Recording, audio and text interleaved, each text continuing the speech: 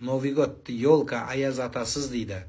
Елкасыз, аяз атасыз, дастархан жайып жаңа жылды күтіп алуға бола ма?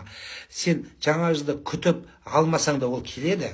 Мына күтпейтіндер бар ғой жаңа жылды. Оларды өтеді екен 2023-ке. 2022-де қалып қалмайды. Сен күтпесең, Новый год келіп, есік алдында тұрып. Бұл күтпеді қой енді. Бұлар қалай берсін деп кетіп қалмайды. Бәрібір өтесің 2023-ке. Бұл біріншіден. Екіншіден, жаңа жылды күтсең де келеді, күтпесең де келеді дедік. Енді сол шайды сен 1 сағат бұрын іше бер. Обязательно түн 12-де ішу керек па, не 12:30-да? Форточканы асып, ескі жерді шығарып салып, жаңа жылды қарсы алу шарт па не?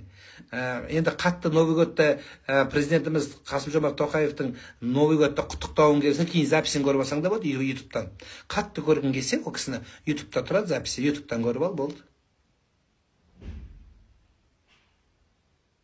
Жатып ұйықта.